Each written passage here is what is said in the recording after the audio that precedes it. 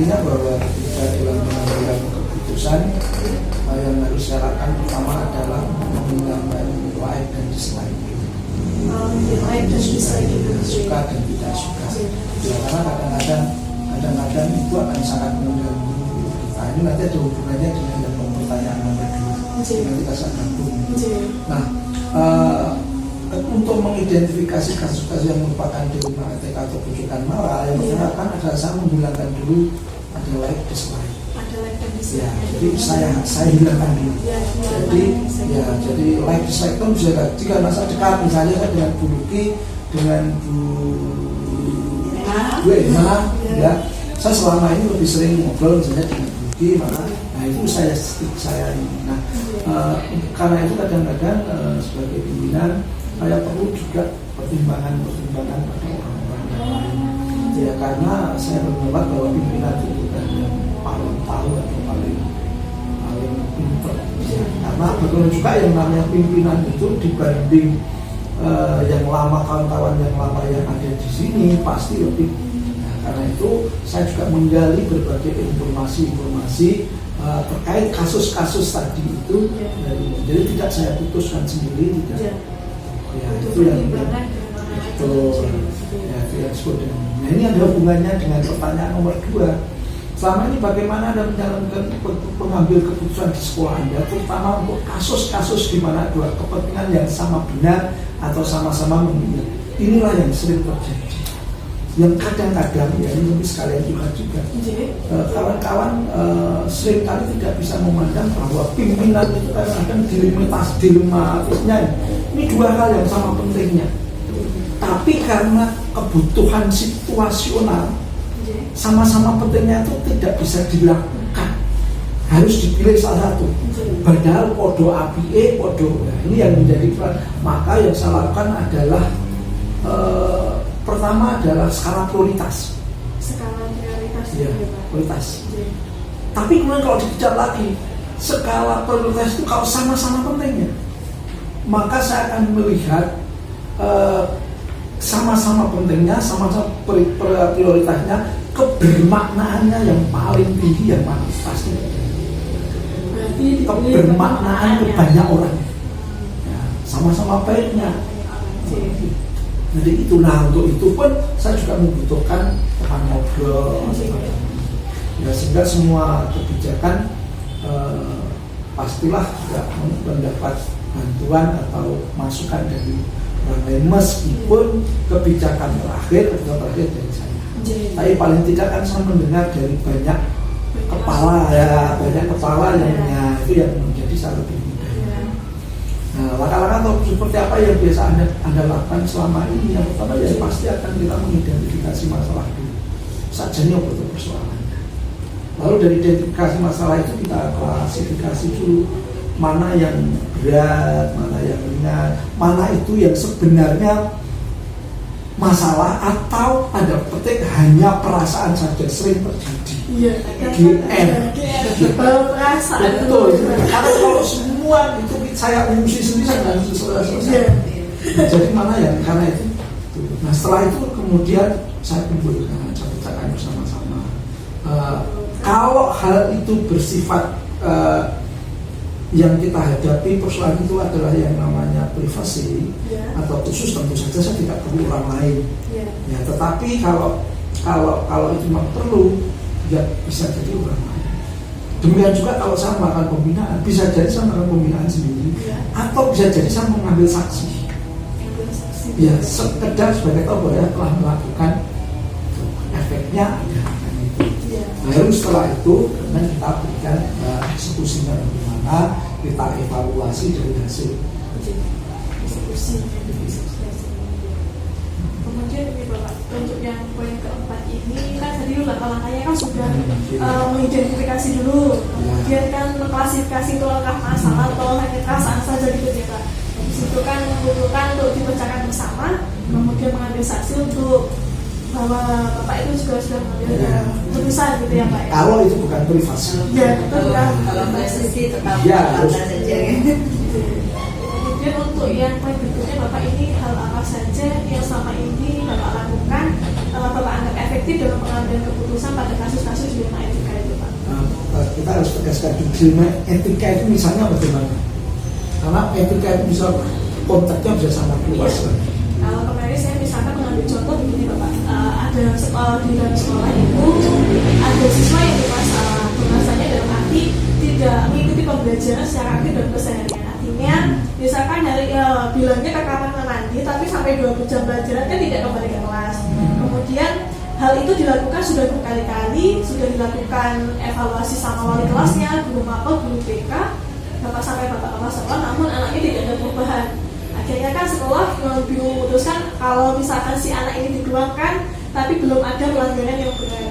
Sedangkan kalau mau kalau tidak dikeluarkan, nanti efeknya kan sampai ke teman-temannya begitu loh, Pak.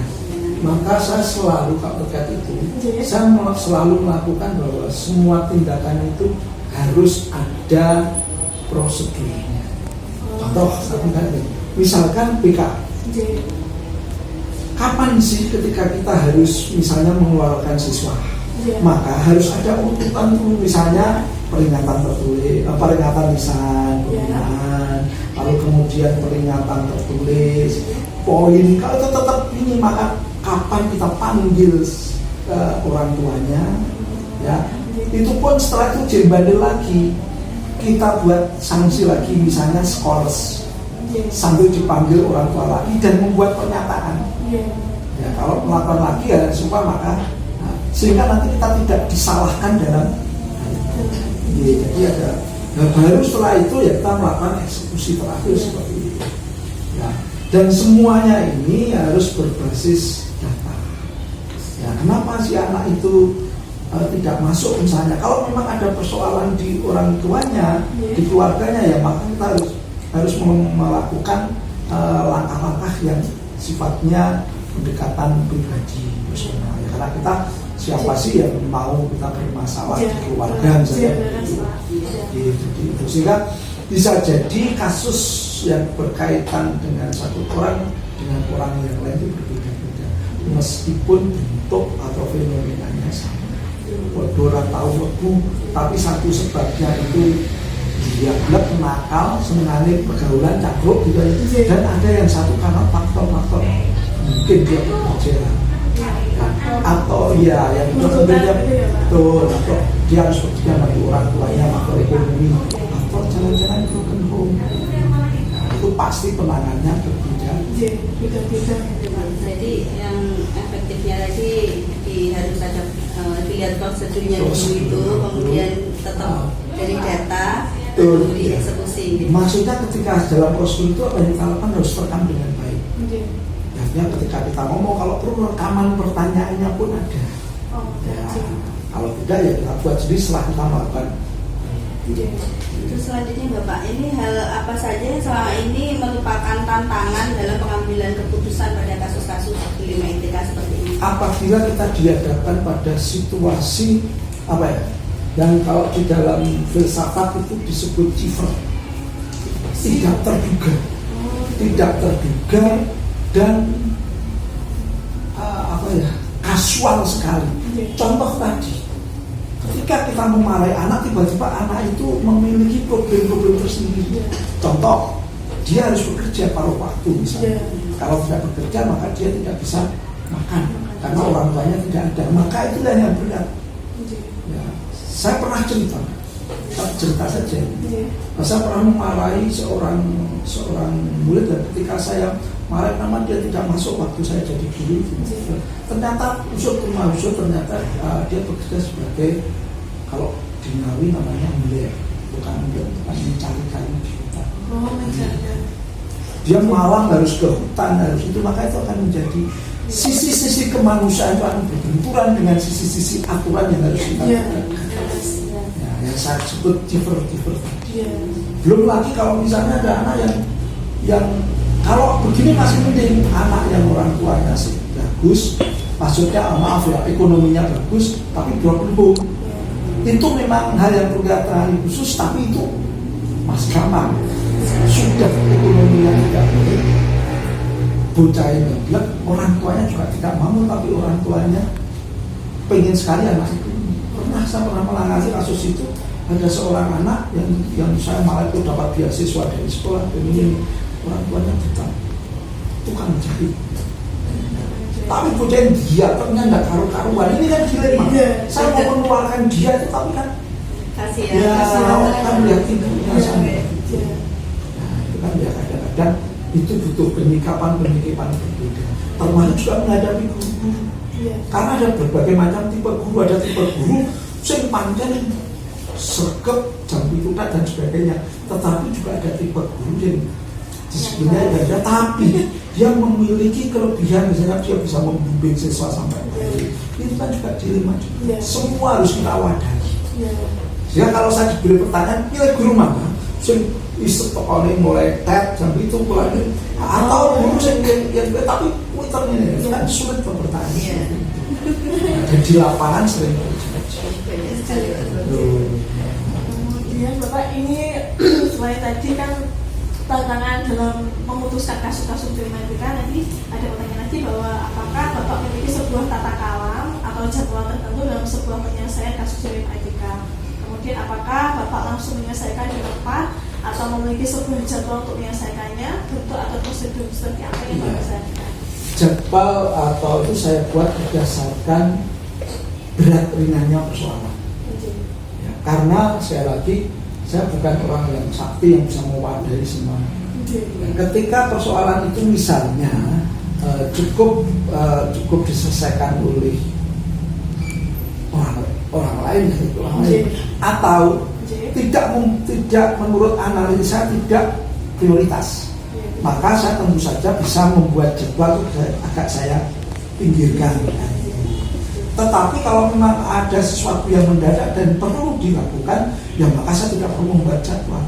Jadi tidak ada jadwal mekanis untuk membuat seperti itu. Kecuali memang sebelumnya saya sudah mendapatkan rentetan persoalan yang harus saya lakukan.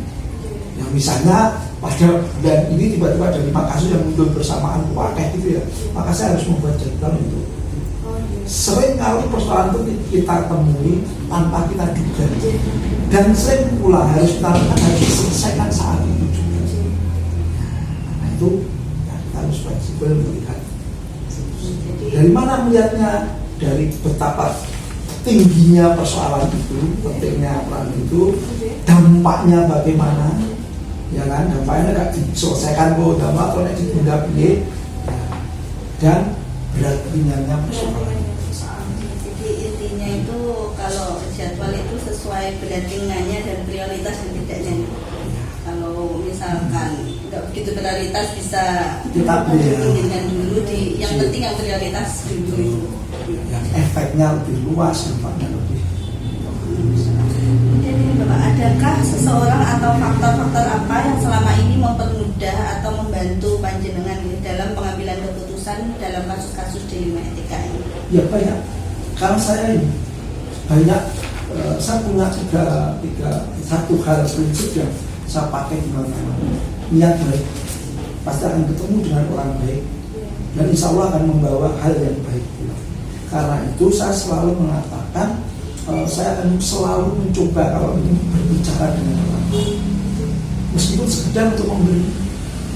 Mungkin ada kesan orang akan menganggap bahwa pimpinan kita artinya tidak bisa cepat dan tegas mengambil keputusan. Itu bagian dari risiko, karena saya pasti akan berbicara dengan orang lain soal yang memang kalau itu perlu diukur.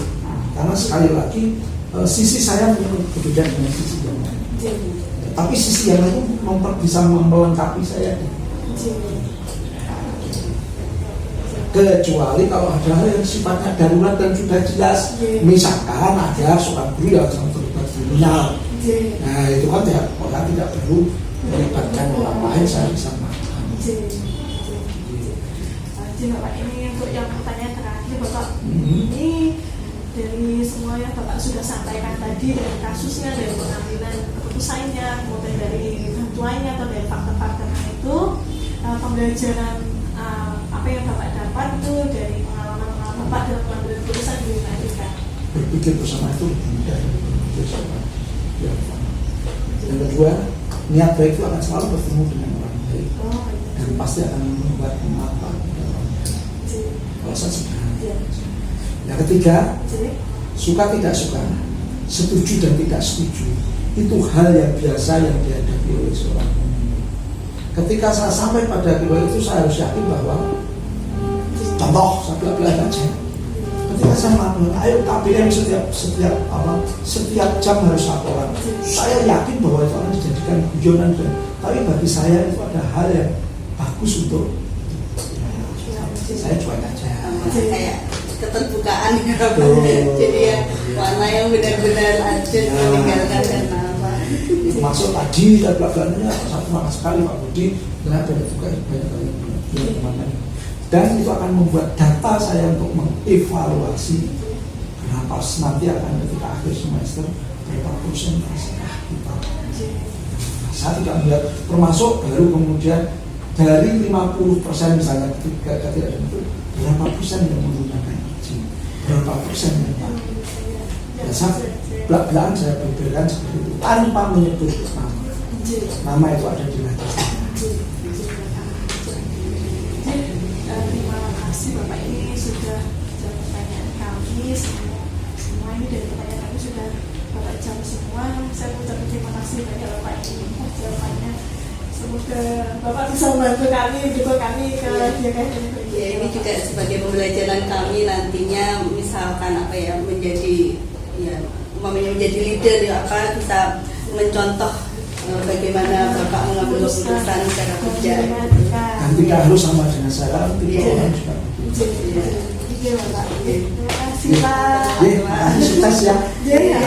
Bisa kembalikan.